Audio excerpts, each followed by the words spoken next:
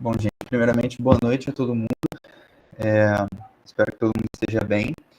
E assim, antes de iniciar a capacitação, que vai ser sobre visto, né? A gente vai falar sobre visto de visitante para o Reino Unido, visto de turista para os Estados Unidos e visto de trabalho para o Canadá. Vai ser uma apresentação rápida de cada um dos três vistos, assim. Não, acho que não vai durar tanto, entendeu? E apresentar só alguns aspectos, mas antes de começar a captação, eu quero já discutir a questão das tarefas.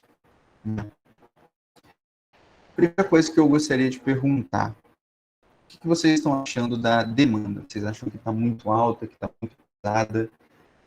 Porque, assim, é claro que no período trainee, a ideia é vocês estarem integrados à realidade do núcleo e executar atividades que são relevantes para a gente, certo? Mas também o período trainee é para vocês, então assim, a gente não quer massacrar vocês de tarefas, essa não é a intenção. Então, eu gostaria de ouvir um feedback. Mozart, então, eu acho que algumas pessoas, eu não diria, tipo, estou aterrado de trabalho, mas vão ter, tipo, pelo menos no meu grupo a gente estava falando, tava com um pouco de dificuldade com a demanda, porque como tem 2 núcleos para a gente cumprir as atividades, e mais a faculdade agora, tem professor que já está passando início de trabalho, já está começando a ter algumas demandas com a faculdade mesmo, aí está ficando, tipo assim, um pouquinho complicado nessa questão de se planejar com um prazo de... Uhum. Tá. Mais alguém compartilha essa dificuldade? Eu concordo com a Yasmin. Eu senti que ficou um pouco complexo por conta do outro núcleo mesmo. Acho que a maioria está em mais de um núcleo. E a questão da faculdade. E acho que em conjunto a isso, eu não sei muito bem, mas eu tinha entendido que a tarefa que perpassaria todo o projeto Trainee, ela ia ser lançada na sexta passada. Ela foi lançada hoje, na segunda, na verdade. Aí depois teve a outra, foi lançada na terça, e como tem pessoas desistindo do projeto Trainee, eu acho que ficando um pouco complexo a gente já inteirar todas essas pessoas novamente e conseguir ali fazer a divisão das tarefas. Uhum. Eu acho que se fosse, não sei se tem alguém aqui que está só no núcleo de projetos, eu acho que se fosse um núcleo só, ia ser mais tranquilo, mas como a maioria está em 2 núcleos diferentes, fica um pouquinho pesado por conta disso. Uhum. Tá. Enfim, vamos fazer o seguinte. Eu vou abrir para uma sessão de dúvidas, tá, em relação às tarefas. Vamos tentar esclarecer as coisas e a gente vai considerar, claro, a opinião de vocês e qualquer coisa a gente dá um retorno. Mas vamos tentar agora discutir as tarefas que a gente passou, pode ser? Bom, vamos lá, gente. Vocês têm alguma dúvida em relação a alguma das tarefas? Então, sobre o que vocês passaram, eu acho que foi sobre importação de produtos da Índia para o Brasil, eu não sei se foi a mesma para os outros grupos, né? Eu queria saber o que exatamente a gente tipo, deveria olhar, se seria a mesma coisa de fazer tipo, uma análise PESTEL, ou se vão ser realmente só procurar, tipo, esses documentos aqui são necessários, igual a gente procuraria tipo, para o visto, né? Tipo, tem tais documentos, seja aduaneiros ou pessoais da pessoa. Não, então, esse serviço, na verdade, essa tarefa é relacionada ao serviço diagnóstico administrativo, que não envolve análise PEST, estudo de mercado, nada disso, tá? É apenas uma pesquisa sobre documentação para importação, tá? Então, assim, sempre quando a gente passar, é para fazer exatamente o que está na tarefa, sabe? A gente nunca vai pedir alguma coisa que está fora da tarefa, nunca isso.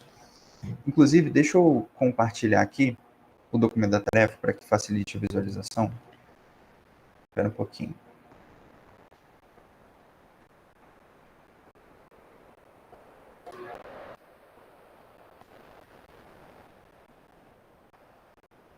Estão conseguindo ver?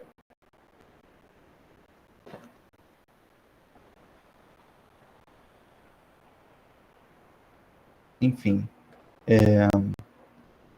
Então vamos lá, né? Então os grupos deverão se organizar, tá? E pesquisar qual documentação será necessária para o nosso cliente importar os produtos da Índia para o Brasil. Beleza. Qual a ideia aqui? Pesquisar esses documentos, tá? Listar eles e fornecer uma explicação mais detalhada, contendo o passo a passo de como tirar os documentos, apenas aqueles documentos em que o importador tem que fazer algo para emitir ou conseguir, certo? Porque a perspectiva é do importador, da cliente. Não faz sentido, por exemplo, a gente fornecer um passo a passo, um documento cuja responsabilidade é do exportador, totalmente do exportador. Não tem utilidade para a cliente porque ela não vai fazer nada em relação àquele documento. Tanto é que a gente colocou aqui uma observação, é preciso citar todos os documentos envolvidos no processo de importação. No entanto, as pesquisas orientadas às necessidades da cliente, se necessário pontuar o passo a passo da documentação que cabe à cliente providenciar, ok? Então, assim, vocês vão citar todos os documentos relacionados no processo de importação, mas vão explicar mais detalhadamente apenas os que são viáveis para a cliente, os que interessam a cliente, entendeu? Esse é o centro da tarefa. E assim, aqui embaixo, nas orientações, é muito importante vocês lerem isso com atenção. Cadê? Aqui. Essa aqui é provavelmente a orientação mais importante. Para cada informação será necessário apresentar a fonte por meio de comentários adicionados ao documento. Então, eu coloquei uma informação X. Eu vou acrescentar no comentário a fonte que eu usei para coletar aquela informação, para a gente conseguir revisar e entender de onde vocês tiraram, certo? E também tem essa questão aqui, de que se vocês tirarem, no caso aqui a lista de sites, né, não é exaustiva, não necessariamente vocês vão utilizar apenas essas fontes aqui para pesquisar, tá? Isso é importante. Mas em casos de sites não oficiais, por exemplo, o FazComex não é um site oficial. O Comex do Brasil também não. É importante que você não confie plenamente. Então, viu a informação, logo coloca. Não é assim. Tenta ver se outros sites podem ser não oficiais, falam a mesma coisa. Se, por exemplo, 3 sites falarem a mesma coisa, a mesma informação, quer dizer que você pode confiar, ok? Aí, no caso, por meio de comentários, você tem que colocar todos os sites que você utilizou para aquela informação específica, ok? Vocês entenderam? Tem alguma questão? Sim? Tá.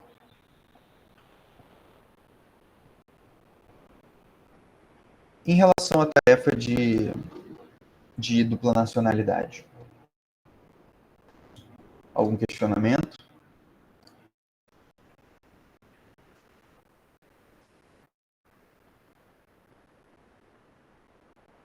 Não?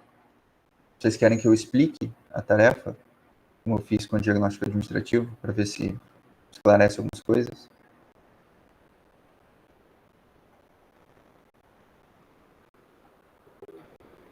Enfim, gente, a tarefa de dupla nacionalidade. Pode falar.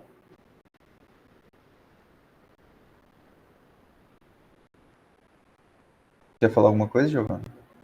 Eu acho que eu liguei o microfone sem querer. Desculpa. Sem problema. Assim, a tarefa de dupla nacionalidade é basicamente pegar o documento que a gente mandou para vocês. Não é uma tarefa grande, acho que ela é bem tranquila, na verdade. Pegar aquele documento e ver e atualizar as informações, se isso for necessário, certo? Ver se as informações são atuais, o que precisa ser modificado. Claro que se no processo de pesquisa vocês encontrarem uma informação nova, vindo de uma fonte confiável, beleza, coloca ali, entendeu? Mas o foco é atualizar o que já está ali, verificar se aquilo está correto e responder o estudo de caso. Quando vocês forem responder o estudo de caso, não precisa ser um texto de 2 páginas, não precisa. É algo, eles responder objetivamente ali a questão, entendeu? Às vezes, sei lá, com 2 parágrafos você responde tudo. Então, assim, não é um bicho de 7 cabeças, né? A tarefa mais complexa, realmente, é de diagnóstico administrativo. Essa, assim, é difícil, para ser sincero. Enfim, gente, se vocês tiverem alguma pergunta, esse é o momento, tá? Não sintam vergonha, não, tá? Alguma pergunta em relação à tarefa de diagnóstico administrativo, dupla nacionalidade, ou o processo trainee como um todo? Sobre essa questão do visto, você acha que tem a possibilidade, talvez, de a gente entrar em contato com o consulado e dar tempo deles responderem na prazo de entrega da tarefa, ou realmente eles demoram um tempo a mais assim, para dar uma resposta? Em relação a essa tarefa de dupla nacionalidade, Isso. assim, eu acredito que não seria necessário entrar em contato com o consulado, né? Se for necessário, eles geralmente respondem rápido, tá? Geralmente. Assim, se vocês não conseguiram coletar uma informação por meio da pesquisa tradicional, tiveram que entrar em contato com o consulado, mas eles não responderam a tempo, referencia que aquela informação específica não foi revisada, certo? Não tem problema também, se realmente foi essa a questão. Ok?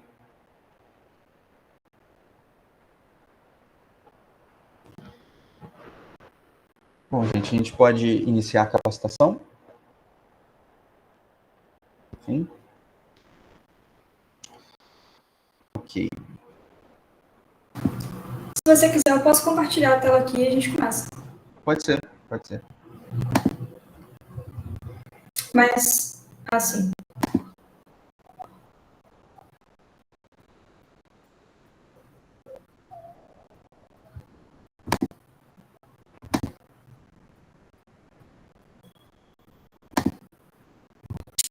Dá pra ver a tela direitinho? Uhum. Tudo certo. Então tá bom.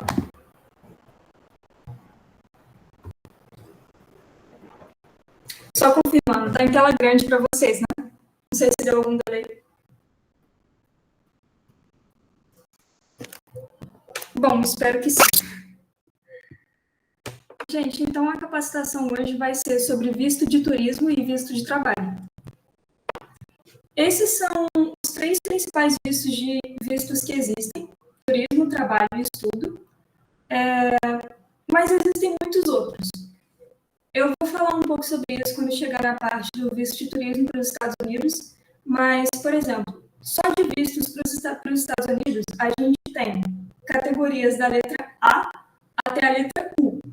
O visto de turista, ele é categoria B2, mas, por exemplo, os A, eles são para diplomatas, o A2, por exemplo, é para uma pessoa que está indo fazer serviço militar, um brasileiro indo fazer serviço militar nos Estados Unidos.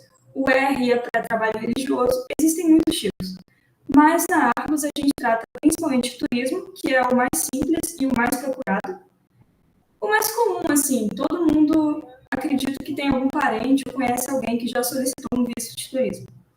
O de trabalho, ele chega um pouco menos, mas é uma situação bem comum também. E o de estudo, ele é o que menos chega, mas é um sonho comum que as pessoas têm. Então, vale muito a pena para a gente na Argos também oferecer esse serviço.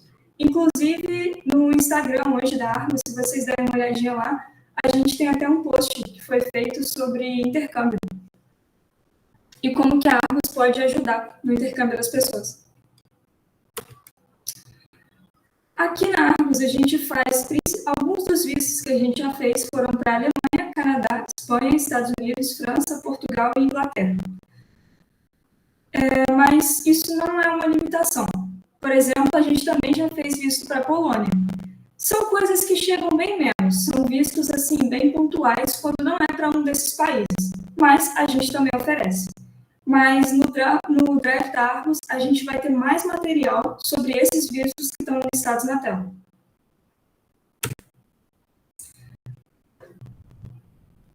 Bom, vou fechar o microfone aqui. Bom, gente, eu vou falar um pouquinho sobre o visto de visitante para o Reino Unido, tá?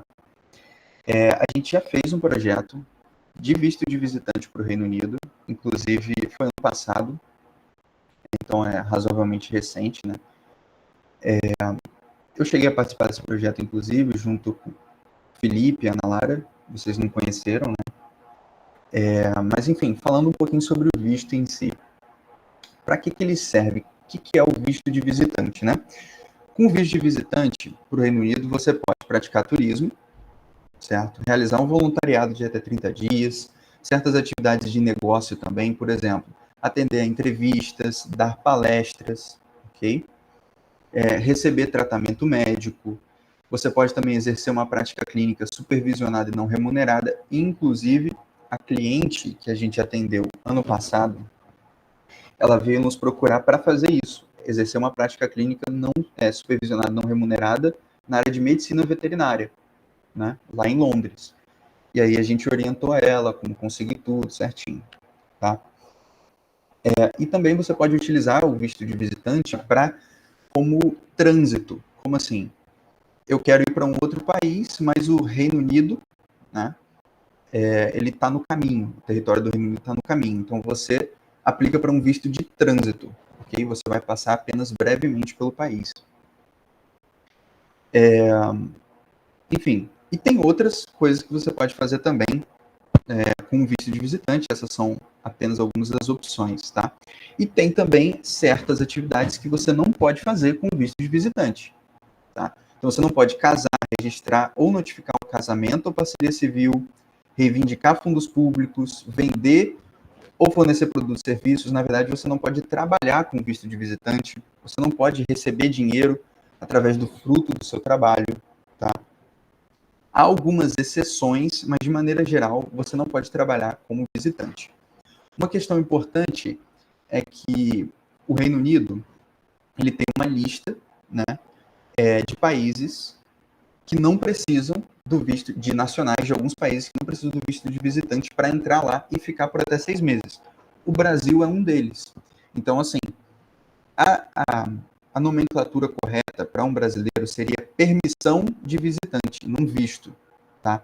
Mas, assim, os requisitos, o que você precisa provar para entrar no Reino Unido continua a mesma coisa. Você só não passa por algumas burocracias, por exemplo, coleta de dados biométricos, entrevista, entre outras questões. Pode passar, Roberto. Então, uma questão muito importante, já falei algumas vezes para vocês, antes de fechar um projeto, a gente precisa saber se o cliente é viável, ok? E o que caracteriza a viabilidade do cliente para o visto de visitante? Primeiro, coisa mais básica que tem, você precisa ter um passaporte válido durante todo o período da estadia, certo? Então, se você vai ficar 1 ano, seu passaporte tem que ser válido durante todo esse período de 1 ano. Ter capacidade financeira para manter a si mesmo ou a seus dependentes durante a viagem, durante o período de estadia, sem a utilização de fundos públicos, ou seja, tem que ser recursos próprios. O Reino Unido não pode entender que você tem uma falta de recursos e, eventualmente, você pode reivindicar fundos públicos para se manter lá durante o período da sua visita. Isso não pode acontecer. Também ter capacidade financeira não só para se manter, mas para pagar uma passagem de saída do Reino Unido, não necessariamente uma passagem de volta para o Brasil. Você pode sair do Reino Unido e ir para um outro país, ok? Demonstrar não querer viver no Reino Unido por longos períodos de tempo, através de visitas sucessivas. Então, por exemplo, geralmente, quando você tem uma permissão de visitante, um visto de visitante, ele tem uma validade ali mais longa, até 10 anos, ok? Sendo que a cada vez que você visita, você pode ficar até 6 meses. Então, por exemplo, eu posso ir uma primeira vez, ficar 4 meses, voltar e depois de um certo tempo, voltar de novo para ficar mais alguns meses, ok? Não precisa passar pelo processo de novo. Só que, se eles entenderem que você está fazendo isso muito, sai e entra, eles podem entender que você está querendo morar lá. E o visto de visitante não é para morar. O visto de visitante é para visitar durante um período específico de tempo, até 6 meses. Okay? Por isso que você tem que ter capacidade financeira para comprovar que você vai poder pagar por uma passagem para sair do Reino Unido. Okay? Essa é uma forma, inclusive, de eles combaterem imigração ilegal. E também existem critérios adicionais de viabilidade, dependendo do motivo da sua visita. Então, a cliente que a gente teve que quis uma prática clínica supervisionada, ela teve que comprovar, apresentar documentos que comprovassem que a clínica queria que ela estivesse lá, que ela não tinha realizado essa prática clínica anteriormente no Reino Unido. Enfim, tem critérios adicionais de viabilidade. Pode passar, Roberto. Rapidamente sobre a documentação, tá? Então, como eu já disse, né, você tem que ter um passaporte válido durante o período da estadia. E aqui a questão, como é que você pode comprovar a capacidade financeira para se manter lá? A forma mais acertada e mais recomendada é por meio de extratos bancários. Okay? Extratos bancários que mostrem a origem dos fundos e mostrem em detalhe as transações que ocorreu durante o período de tempo que o extrato bancário cobre. É recomendado que você apresente extratos bancários dos últimos 6 meses. Por que dos últimos 6 meses? Para eles entenderem a evolução do saldo da sua conta. Eles conseguem entender melhor a sua capacidade financeira, assim, eles conseguem entender melhor os encargos que você tem todo mês, as contas que você tem que pagar, compromissos que você tem que arcar, o quanto você ganha de salário, certo? Então, isso tudo entra na análise também. Por exemplo, se você tem um salário de R$4.000 e você gasta R$3.500 por mês no custo de vida, é um problema. Por quê? Sobra só R$500 por mês. Você não tem tanta capacidade financeira assim para viajar para um país que é caro, o Reino Unido. Principalmente se você for, por exemplo, para Londres, que é um destino muito comum, uma das cidades mais caras do mundo. Então, assim, se não sobra muito dinheiro no mês, isso pode ser um problema. Eles podem entender que você não tem capacidade financeira para arcar com seus custos lá na viagem, tá? Enfim, também uma outra forma de comprovar, você pode apresentar uma carta do empregador seu no Brasil, em que ele poderia detalhar o salário que você recebe, quando você começou a trabalhar, todas essas questões, tá? E essa carta do empregador tem que ser em papel timbrado, tem que ser autenticada, tem todas essas questões também, tem que ter detalhes de contato do empregador. Outra questão, outra coisa que você tem que comprovar, que é muito importante, esse é um dos principais motivos de recusa do visto, é que você tem que comprovar vínculos com seu país de origem, para eles entenderem que você vai voltar para o seu país de origem, ou pelo menos sair do Reino Unido. Você tem motivos para isso. Então, no caso, se um brasileiro está indo para o Reino Unido, ele tem que comprovar que tem vínculos com o Reino Unido, ou com outro país que ele tem residência permanente. Enfim. Aí o que você pode apresentar para comprovar esses vínculos? Evidência que há propriedades em seu nome naquele país. Às vezes você é matriculado numa instituição de ensino, então isso também é um ponto importante. Evidência de laços familiares, então certidões de nascimento e de casamento. Você pode apresentar também, por exemplo, álbuns familiares com fotos. Então são questões que comprovam esse vínculo. Tem outras formas também, tá? Não é uma lista exaustiva aqui. E também, se houver, você pode apresentar passaportes anteriores que comprovem que você viajou para outros países. Por que isso é importante? Porque, através da apresentação desses documentos, eles vão entender se você tem um bom histórico de imigração. Então, se você foi para outros países anteriormente, mas você cumpriu com as regras, isso é um ponto muito positivo. Tá? Pode passar, por favor. Ok. Todos esses documentos que você vai apresentar, eles precisam ser traduzidos. Ok? No caso, se você for para a Inglaterra, eles têm que ser em inglês, tá? Que é o destino mais comum, enfim. Então, você tem que traduzir para o inglês com tradução juramentada. Você não pode pedir para o seu tio traduzir o documento, não é assim que funciona. Tem que ser um tradutor juramentado, e um tradutor juramentado, ele é dotado de fé pública. Ele é registrado oficialmente para aquela função. Tá? Então, a tradução ela deve conter confirmação do tradutor, de que esta é uma tradução fiel, a data da tradução, o nome completo do tradutor, detalhes de contato, porque eles podem querer contatar o tradutor para questionar se tem alguma coisa que ficou em dúvida naquele documento, tá? Sobre custos, tá? Para tirar o visto de visitante, que no caso não é necessário para brasileiros, então não é tão relevante assim, custa 115 euros, tá? 115 libras, desculpa.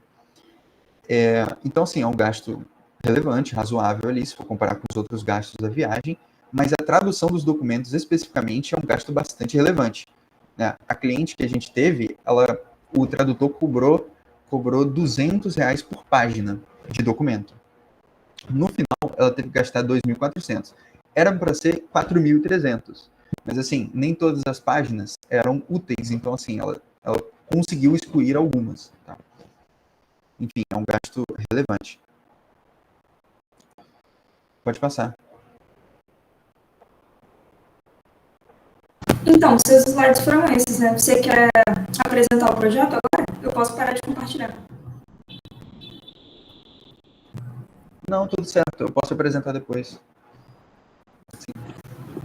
Então tá. Eu vou falar um pouquinho sobre o visto de turismo para os Estados Unidos, que é o visto B2. Bom, como eu falei para vocês no início da apresentação, existem muitos tipos de visto para os Estados Unidos. Só para vocês terem uma ideia, conforme eu falei, esses daqui são todos os tipos de visto que existem. Eles vão do A até o U e eles têm categorias diferentes. Bom, mas o B2 é especificamente o de turismo e é o que a gente mais faz. Como que a gente solicita um visto de turismo para os Estados Unidos? A gente começa pelo famoso formulário DS-160. Eu vou aproveitar e vou mostrar para vocês, eu mostro no finalzinho, como que esse formulário é parecido, mas basicamente é um formulário que está no site oficial da Embaixada dos Estados Unidos e você preenche com todas as suas informações lá, é um formulário muito completo. E se você estiver viajando com a sua família, todo mundo tem que preencher esse formulário, independente de qualquer coisa. Independente se tem menos de 14 anos, se tem mais de 79, todo mundo tem que preencher. Depois que você preenche esse formulário, você vai imprimir a página de confirmação com o código de barras, conforme você preencheu. Você vai anotar o seu Confirmation ID e a pergunta de segurança que eles vão pedir. No final, você também vai pagar a taxa de $185, não é barato. E depois que você faz tudo isso, você dá entrada, assim, oficialmente ao seu visto B2 para os Estados Unidos. Depois que você faz, você ganha, depois que você paga essa taxa, faz tudo isso, você meio que ganha o direito de agendar a sua visita ao CASV, que é o Centro de Atendimento ao Solicitante do Visto, e ao consulado. O CASV você vai solicitar se for a primeira vez que você estiver requisitando o visto. Nesse caso, você tem que ir lá, agendar, para eles tirarem uma foto sua, uma foto nos padrões que eles precisam, e coletar seus dados biométricos. Se você já tiver solicitado o visto antes, você pode pular essa etapa, porque ele já tem essas informações.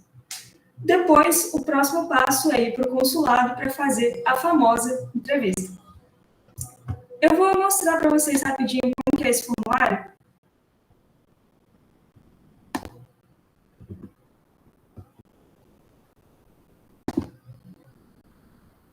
Ele está aqui no site oficial dos Estados Unidos e é assim que ele se parece. A gente, de vez em quando, tem que começar a preencher ele de mentirinha, assim, só para a gente ir checando algumas informações. Você pode ir preenchendo eles conforme se você estivesse solicitando um visto para você, mas só não terminar. É só você parar antes. Só para a gente ir vendo como que é o procedimento do formulário para informar melhor o cliente.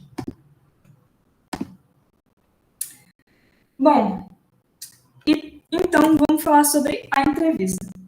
Alguém que está solicitando um visto de turista para os Estados Unidos está isento da entrevista? Sim. Você não precisa fazer a entrevista se você tiver uma idade inferior a 14 anos ou maior que 79. Eles inferem que, nesse caso, você vai estar viajando com alguém. E aí essa pessoa faz a entrevista por você e menciona seus dados, tudo certinho. Por exemplo, no último visto que a gente fez para os Estados Unidos de turismo, a gente fez para a Raíssa.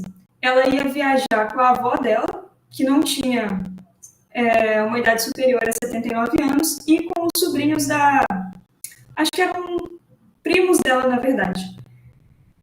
Eles tinham menos de 14 anos, então não precisaram comparecer nem ao CASV e nem à entrevista no consulado, mas tem que preencher o formulário.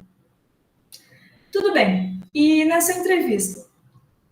Bom, não só para os Estados Unidos, na maioria dos vistos de turista, o que eles querem garantir é que você tem, o Mozart já falou isso, mas é que você tem como se manter lá e você não vai sobrecarregar o serviço público deles.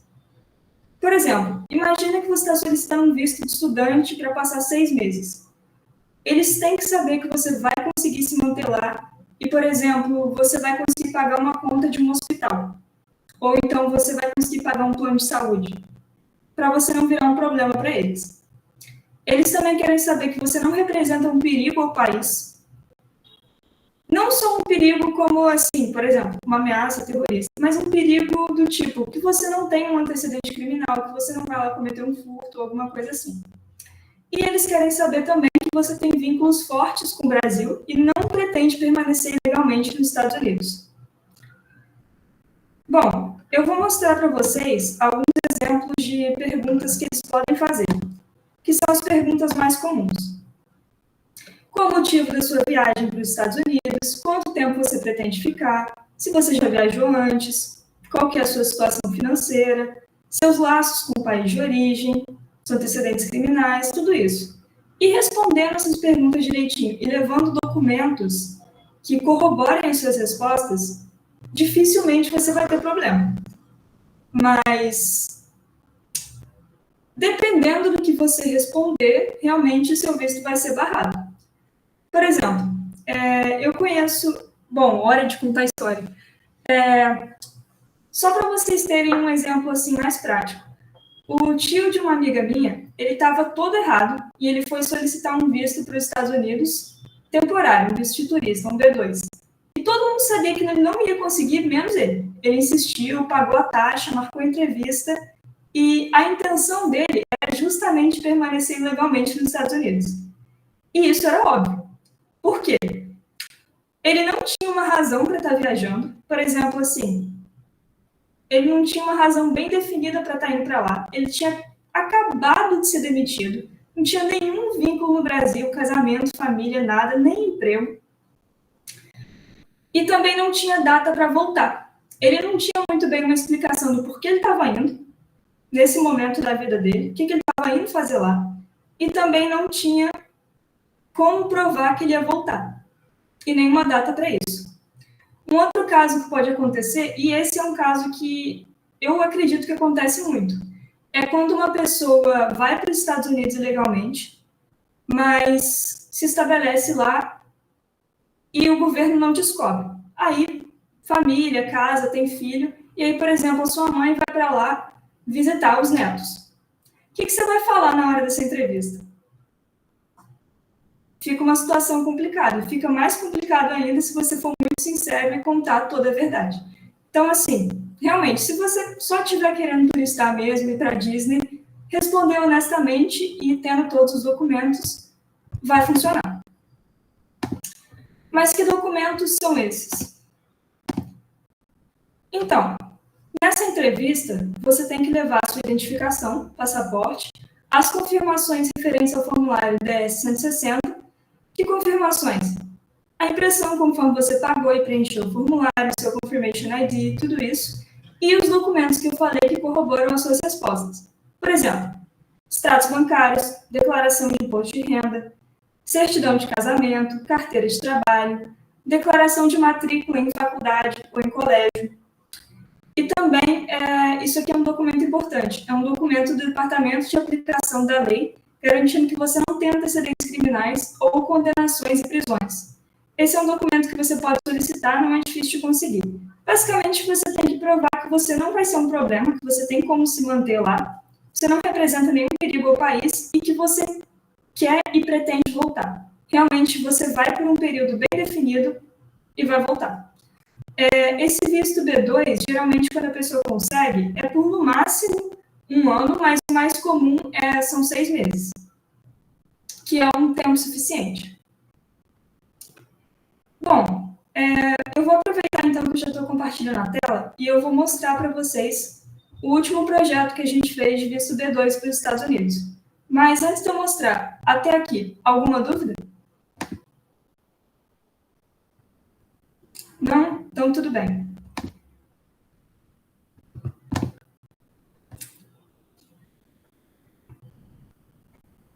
Esse daqui foi um projeto que eu e o Mozart fizemos.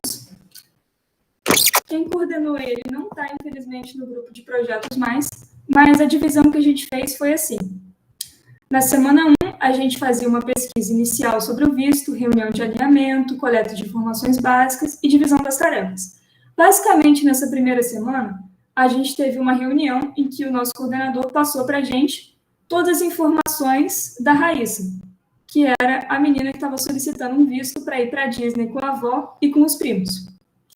Na semana 2, a gente faz a pesquisa conforme foi dividido. A gente vê o que precisa ser feito, divide as tarefas e a gente tem até o fim da semana 2 para entregar a nossa parte da pesquisa. E aí a gente faz uma entrega parcial. Nesse projeto aqui, essa entrega parcial ela foi particularmente importante porque a cliente estava com muito medo de não dar tempo. Então, ela solicitou para a gente se ela podia ter algumas informações iniciais antes do prazo que a gente pede para a conclusão de um projeto, para ela já ir poder adiantando as coisas. Não teve nenhum problema, a gente entregou a parte inicial do projeto para ela um pouco mais cedo para ela poder ir adiantando. Na semana 3, a gente personalizou mais o projeto e, nesse caso, a gente deu dicas aqui para ela de aluguel de carro, que foi uma coisa que ela tinha solicitado antes. Mas esse é o tipo de coisa que dá para deixar para o final, não é essencial. A gente entregou para ela o essencial primeiro, depois a gente foi personalizando ainda mais o projeto e inserindo as dicas que ela tinha pedido. Aí a gente fez a entrega do projeto e a revisão, todo mundo junto, todo mundo revisando e conferindo as partes um do outro para ver se não tinha nenhum problema. Depois a gente fez, na semana 4, uma revisão do conteúdo e da formatação e teve também uma reunião de entrega e o coordenador explicou para a Raíssa o projeto, tudo direitinho. Aqui está a divisão das tarefas. O Felipe ficou sobre as informações sobre o formulário de solicitação de visto, o formulário DS 160, mais dúvidas da cliente em relação à hospedagem e padronização do documento. Eu fiquei com os pré-requisitos, mais o agendamento e informações para a entrevista, e o Mozart ficou com documentos necessários para obter o visto, mais carta motivo da viagem. E aqui estava tudo explicadinho, as datas que a gente tinha para entregar e como que tudo ia funcionar. Aqui algumas orientações. E aqui embaixo as informações da cliente. Bom, eu vou passar bem por cima mesmo sobre esse projeto, só porque eu quero mostrar uma coisinha. Bom, todas as informações essenciais sobre esse projeto, eu já falei, sobre os passo a passo que a gente teve que desenvolver para entregar para ela esse projeto, para ela fazer o visto. Mas uma coisa importante que eu queria mostrar é só um comentário assim. A gente especificou isso para vocês, mas olha, toda vez que a gente, no núcleo de projeto, está fazendo uma tarefa, a gente sublinha aqui a informação e no comentário a gente coloca a fonte. Esse é um jeito da gente garantir que aconteceu uma checagem de informações. E a gente coloca site, está vendo? Sempre mais, conforme o Mozart falou, se não forem sites oficiais, a gente coloca 3 links de checagem. Então, se 3 sites estão dizendo a mesma coisa, muito provavelmente é verdade.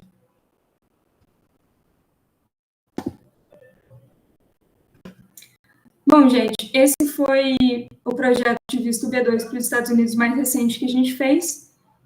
Alguma dúvida até agora? Então, tá bom. Mozart, você quer mostrar para o Reino Unido?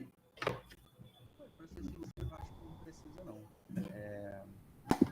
Acho que não é necessário. Basicamente, parte das informações que eu cobri estariam ali no projeto. A gente só acrescentou mais algumas coisas, algumas dicas, enfim, um checklist que vocês já viram também. Na verdade, eu gostaria de falar de um caso interessante, né, que a gente teve recentemente, que foi uma venezuelana que procurou a gente. Ela teve o visto negado para o Reino Unido e ela queria ajuda com isso. Inclusive, Venezuela, no caso, é um país que nacionais da Venezuela precisam de um visto para visitar o Reino Unido, tá? E aí ela teve o visto negado. E é interessante porque o caso dela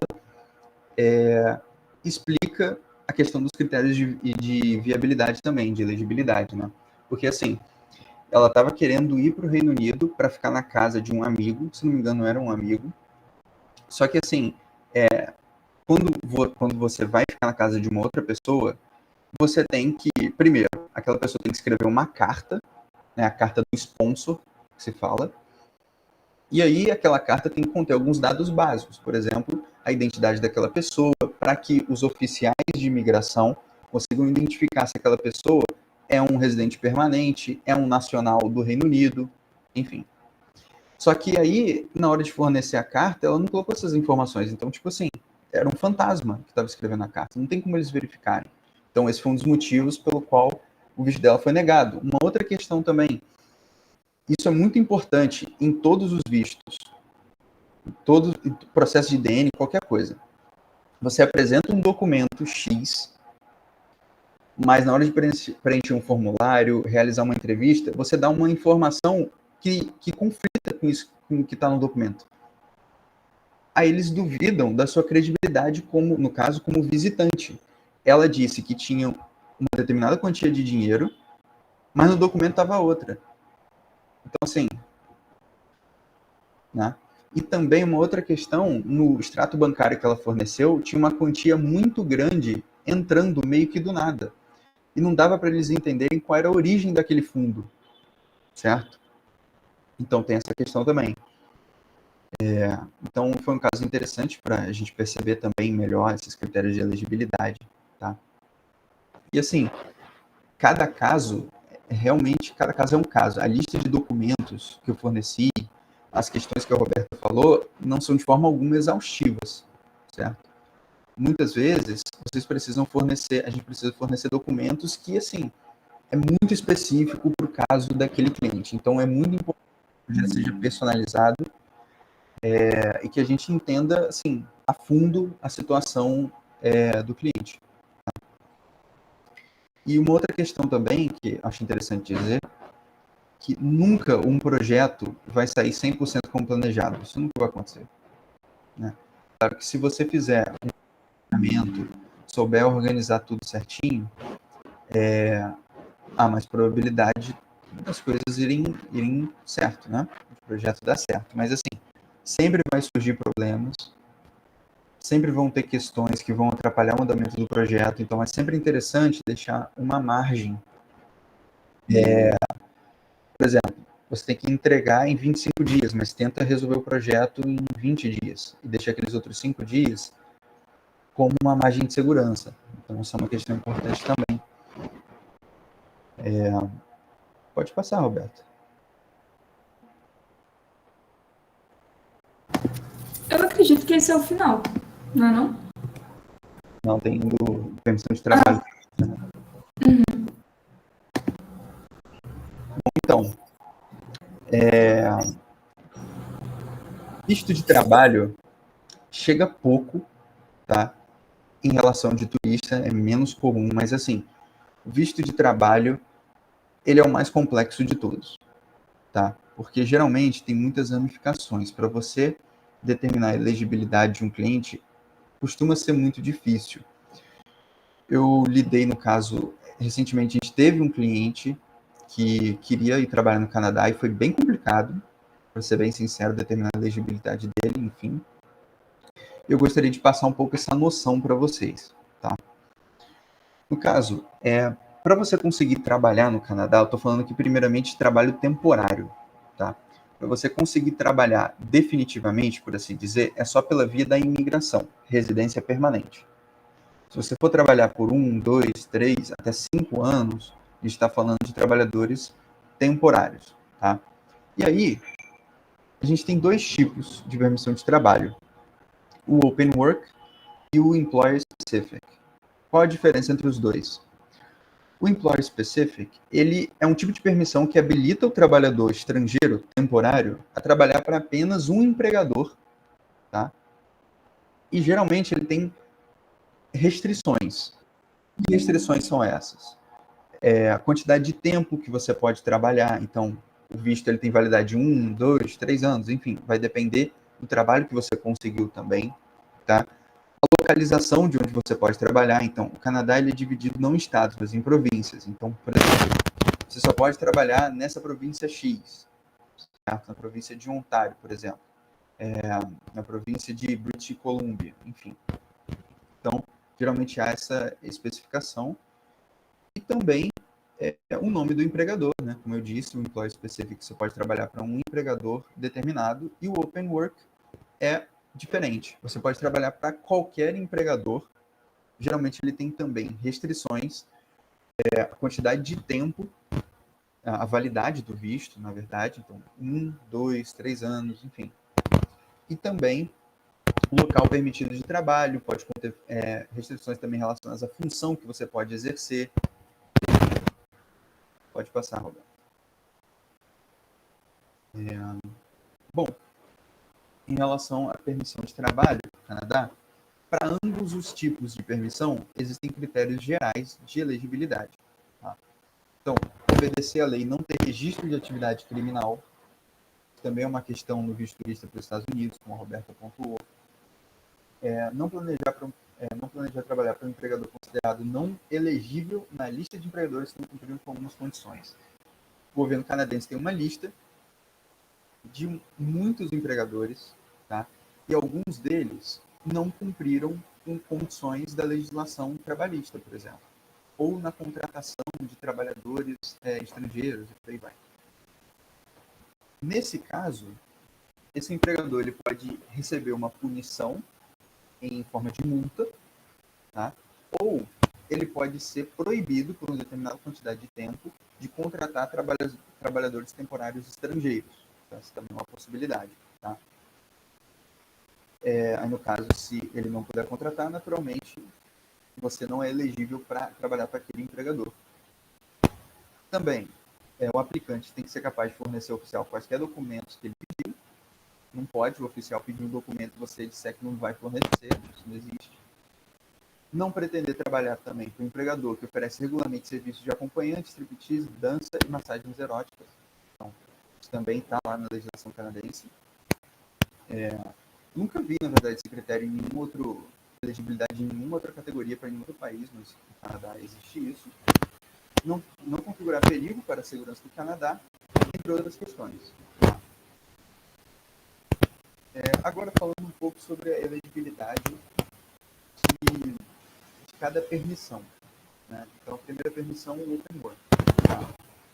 Para você ser capaz de conseguir o Open Work, primeiro, existem algumas possibilidades. Você ser um estudante internacional,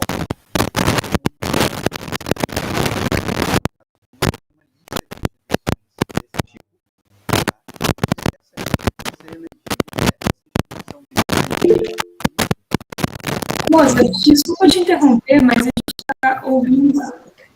É um barulho bem forte. Eu não sei se você está encostando no microfone. Não sei o que pode ser. Tá melhor agora? Melhorou. Melhorou? Sim, normal agora. Foi mal. Onde que eu parei? Quando começou a ficar ruim o áudio? No início desse slide. Tá. Então, enfim, para você conseguir um Open Work, você tem que atender a certos requisitos. No caso, você precisa atender só um deles, tá? Você pode ser um estudante internacional que se formou em uma instituição de ensino designada. Há uma lista de instituições classificadas dessa forma. E essa instituição tem que oferecer programas de ensino elegível para um outro tipo de visto, que é o de trabalho pós-graduação. Quando eu falo pós-graduação, não é mestrado e doutorado, não. É depois de você se formar num curso. Pode ser de mestrado, pode ser de doutorado, pode ser um curso profissionalizante. Ela tem que ser elegível para esse tipo de visto. E 99% das instituições que são elegíveis para esse tipo de visto são públicas. Então, uma curiosidade. Um outro caso em que você poderia ser elegível ao Open Work, né? Ser cônjuge ou parceiro de um estudante internacional, tá? No caso aqui, parceiro significa morar junto durante uma determinada quantidade de tempo. Eu não lembro exatamente o período. mudanças na legislação. O que eu quero dizer com isso? Anteriormente, você poderia ser um cônjuge ou parceiro de um estudante internacional que fosse fazer um curso profissionalizante, um curso de curta duração. Agora não. Daqui a um tempo vai mudar. A qualquer momento, na verdade. Só para estudantes internacionais de mestrado e doutorado. Tá? Então, você só será possível acompanhar esse tipo de estudante. O outro caso, cônjuge ou parceiro de um aplicante do Atlantic Immigration Pilot Program, que é um programa de imigração para províncias atlânticas do Canadá, que são províncias que recebem menos imigrantes, então é um programa de incentivo. Cônjuge, parceiro ou filho dependente de um low-skilled worker ou de um high-skilled worker, trabalhador altamente qualificado ou um trabalhador não tão qualificado assim. Existem categorias, existe uma ocupação, né, um código de ocupação para cada categoria, e aí tem categorias que são classificadas no high-skilled worker e outras no low-skilled worker. Também um familiar dependente de um aplicante de residência permanente. Então, você tem no caso de familiar dependente, pode ser cônjuge, pode ser um filho, tá? Então, você tem, por exemplo, um cônjuge que está aplicando para residência permanente no Canadá. Você pode aplicar para um open work também. Você pode ser apto a trabalhar para qualquer empregador no Canadá, tá? Aí, no caso, sua aplicação tem que ser conjunta, ele tem que incluir você na aplicação de residência permanente.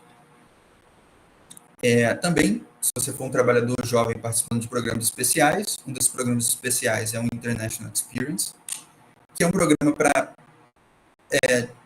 jovens de 18 a 30 anos que querem trabalhar e, ao mesmo tempo, viajar pelo Canadá, e também detentores de autorização de residência temporária, tá? Que é um tipo de residência específico, não vou explicar agora não, porque acho que não cabe. Pode passar, Roberto. Tá, e o outro tipo de permissão, que é um Employer Specific. Basicamente, na verdade, nesse tipo de permissão, o empregador ele tem bastante responsabilidade. Como assim? Antes de você, o trabalhador, aplicar para o visto, para a permissão, o empregador tem que conseguir um LMA. O que é um LMA? É uma avaliação do impacto da sua contratação no mercado de trabalho canadense. O que ele avalia? Se é realmente necessário te contratar e se não existe nenhum canadense ou residente permanente para ocupar a posição que você ocuparia. Basicamente, é para analisar se você não estaria tirando o trabalho de um canadense ou de um residente permanente, certo? Essa é a análise. No caso, esse tipo de permissão custa $1.000 canadenses por cada vaga, uma chance de sucesso de 65% a 95%.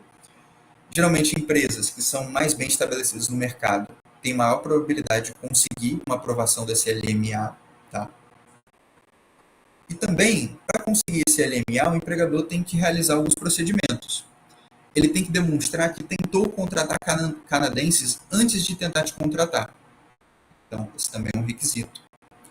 Enfim, e também, dentro da categoria de Employer Specific, existem inúmeros casos de isenção do LMA. Tá? Nesses casos, então, assim, o que eu queria passar para vocês também é que existem muitos programas diferentes para contratação de trabalhadores estrangeiros. Assim, mais de 20, com certeza, mais de 30. Então, assim, cada programa tem critérios de elegibilidade específicos. E visto de trabalho tem essa particularidade. Se um cliente chega e ele quer tirar um visto de turista, é um caminho quase que unilateral, a gente já sabe qual é o seu visto. Se o cliente quer trabalhar no outro país, não é tão simples assim, porque dentro da categoria de visto de trabalho existem diversas subdivisões. Então, dentro do Employer Specific existem diversos casos. Dentro do Open Work existem diversos casos. Cada caso tem critérios específicos, então é mais complicado de avaliar a elegibilidade. Então, essa é a mensagem que eu queria passar. Ficou alguma dúvida? Não? Tanto em relação à permissão de trabalho quanto de visto de visitante, eu até esqueci de perguntar se vocês tinham alguma dúvida sobre o visto de visitante, foi mal por isso. Alguma questão? Não? Não, tá tudo tranquilo. Foi tudo bem claro mesmo. É isso, então. A apresentação acabou, né? Os outros slides, na verdade, eram de apresentações anteriores que a gente acabou não excluindo, né? A gente tentou aproveitar ali o design. É isso, gente. Alguma questão em relação às tarefas? Só para confirmar, então, continua tudo como estava antes da reunião, certo? A gente vai considerar essa opinião de vocês aí, né, que alguns manifestaram, que a demanda está muito alta e tal, você tem a questão da faculdade, os outros períodos trainees. E aí, se a gente decidir fazer alguma alteração, a gente vai comunicar a vocês. Pode ser? Combinado assim? Ok. Enfim, só uma questão que eu gostaria de dizer, para deixar um pouco mais claro. Aquela tarefa lá de diagnóstico administrativo, né? A gente colocou que é para providenciar o passo a passo apenas documentação que o cliente tem que fazer algo para providenciar, tá? Mas, assim, não, provavelmente vão ter casos em que o cliente tem que fornecer alguma informação para providenciar uma documentação, mas o ato de providenciar a documentação em si é de um outro órgão ou de um outro agente envolvido no processo. Entendem o que eu quero dizer? Não sei se ficou meio confuso, mas enfim, nesses casos, é interessante vocês fornecerem o que o cliente tem que fazer, que informação ele tem que procedimento ele tem que cumprir, informação que ele tem que providenciar para emitir essa documentação. Tá? Em tese, em suma, é basicamente servir, para ser um guia do que o importador tem que fazer para emitir a documentação necessária para importar dentro do Brasil. É isso. O que não é relevante para o importador pode ser completamente omitido. Certo? Em tese, esse é o projeto. Tá? Então, sempre se perguntem, essa informação é relevante para o importador? Não. Então, pode dispensar. Ok? Certo, gente? É isso. A gente vai estar disponível aí para qualquer dúvida, qualquer questão, tá? Depois essa capacitação vai ser disponibilizada, tá? Para quem quiser reassistir, quem ficou com alguma dúvida em relação à explicação das tarefas também pode consultar de novo. Beleza? Obrigado, pessoal. Tenham uma boa noite. Até mais. Muito obrigado pela presença. Espero que vocês tenham gostado da capacitação.